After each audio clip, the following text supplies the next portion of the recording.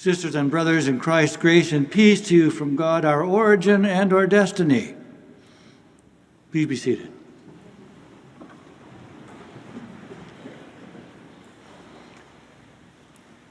Well, good morning to all of you who are so wide awake. It is good to be with you, a humbling privilege. And I'm going to start with a confession that is of the kind of phrase that many are using these days. It is this, that I was 2 weeks shy of today years old when I realized a deeply significant thing that I ought to have appreciated the more long, long ago.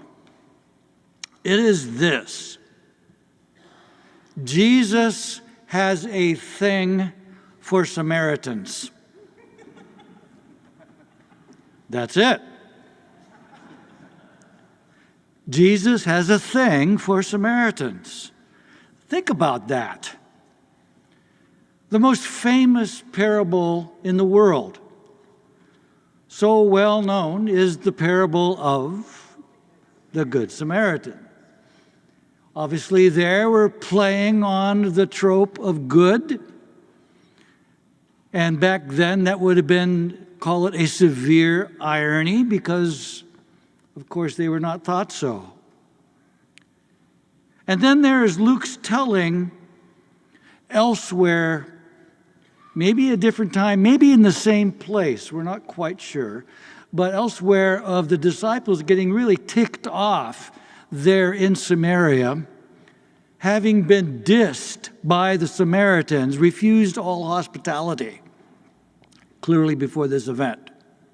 And so James and John, so aptly called the sons of thunder, said to Jesus with a kind of secretary of war-like attitude, "Shall we not rain down fire from heaven upon these people?"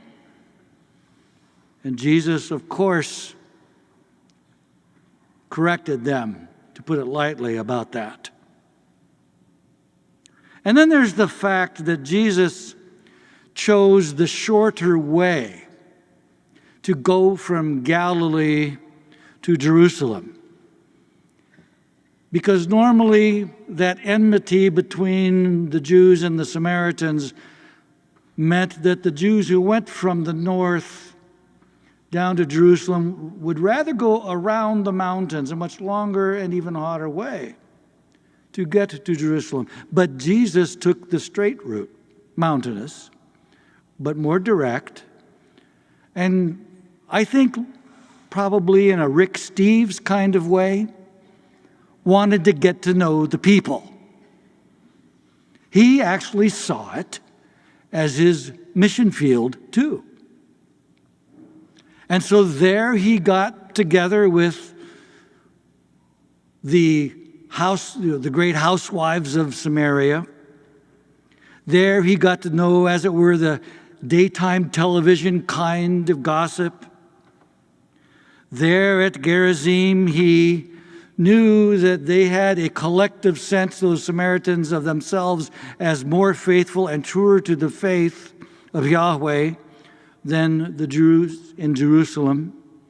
They paid more attention to Moses, they thought, than did the Israeli Jews to David.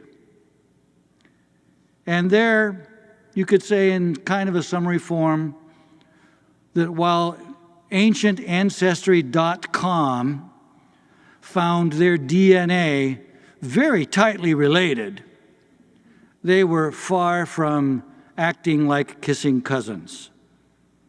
They were not into family reunions. And then there's this report, longish, of Jesus and the Samaritan woman at the well.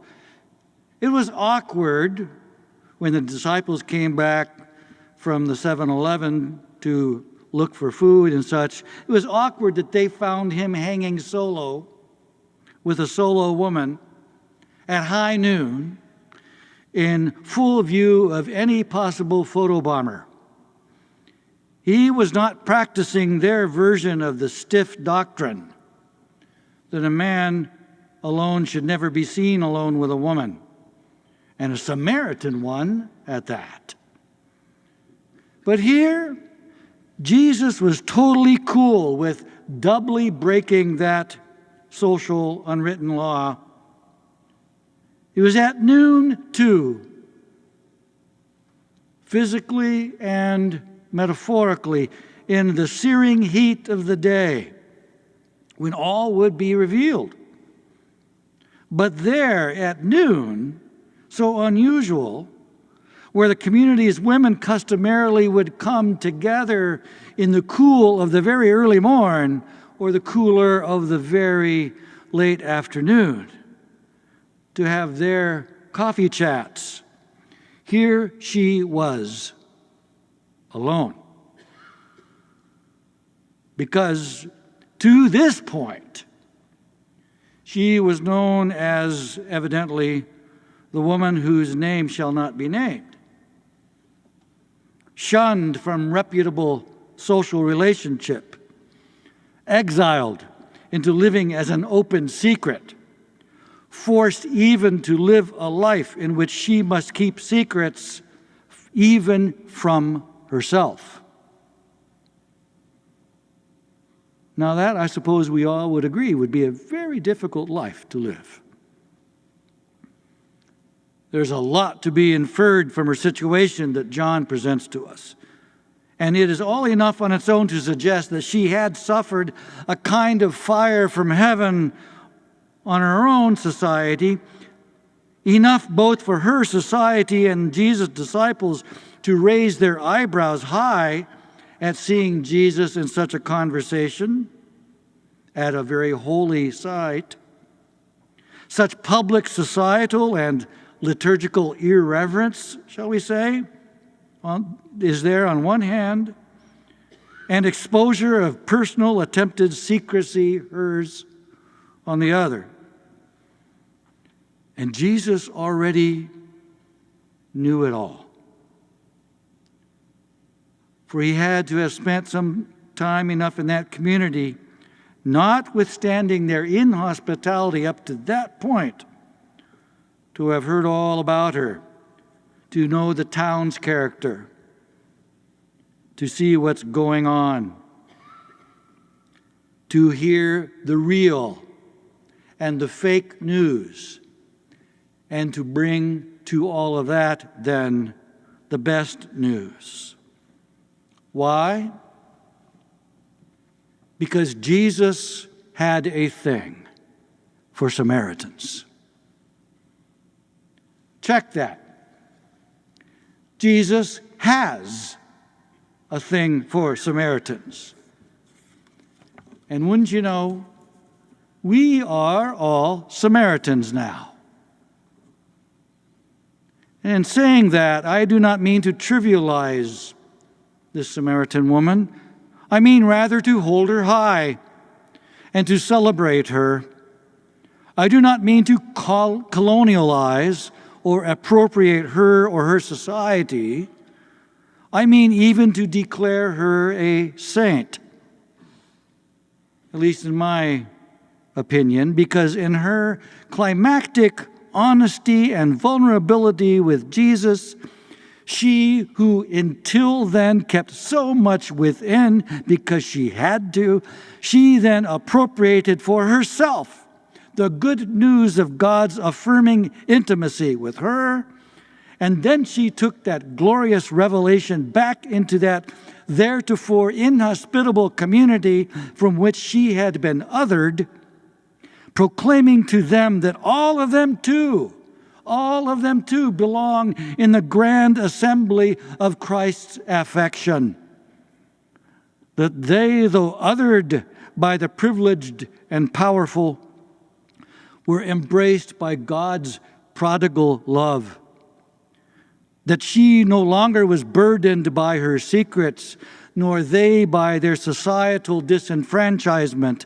That they, Paul wrote this many years earlier, that they were somebody. They belonged Jew and Greek and male and female and black and white and brown and rainbow and queer and trans. And though I so often do not really want to say it myself, and that those about whom I would rather oftentimes not say it myself, who themselves do not seem to get it, MAGA and ICE and Iranians and Zionists too are somebody's loved by God.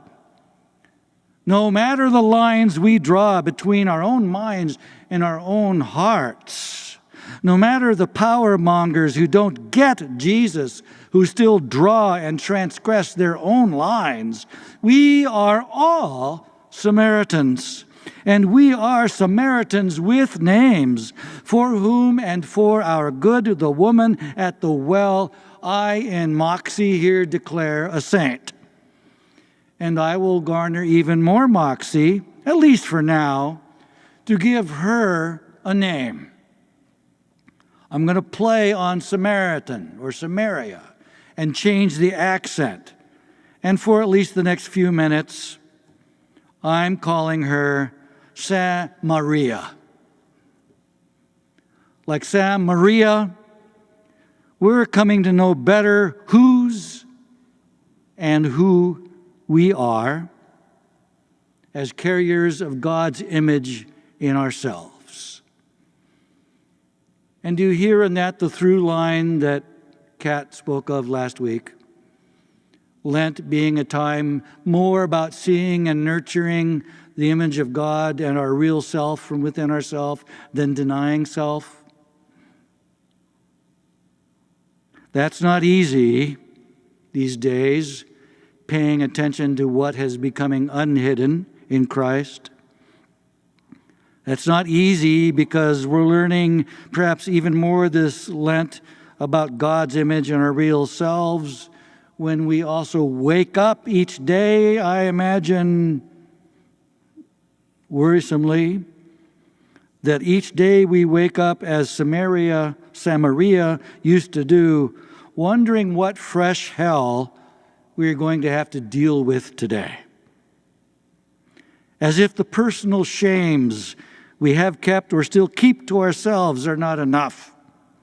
That each morning we wonder if and how we will make it past the sun's searing exposure of ourselves to all the neighbors, and the sun's searing exposure of the sins now turned into pathologies projected with pretentious epic fury onto the whole globe by a relative few. And only then for us to struggle to sleep after the evening summary of the day's woes.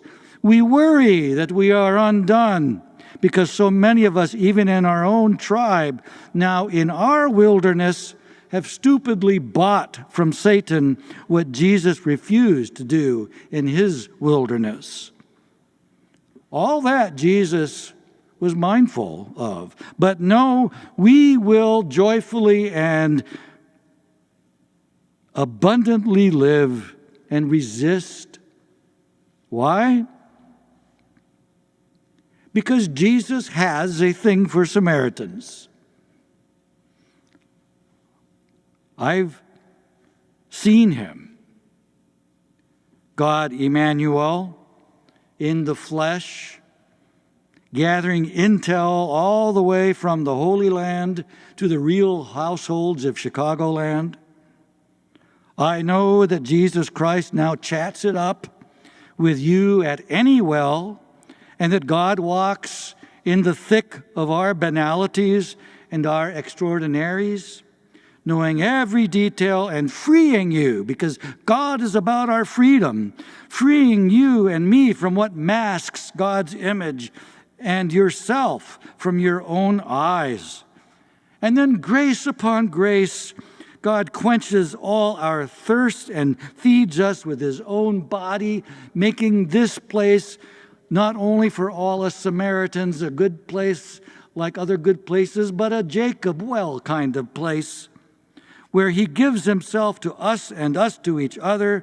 And now this, yes, this is a holy well, where abundant and true life enters into us. And just so,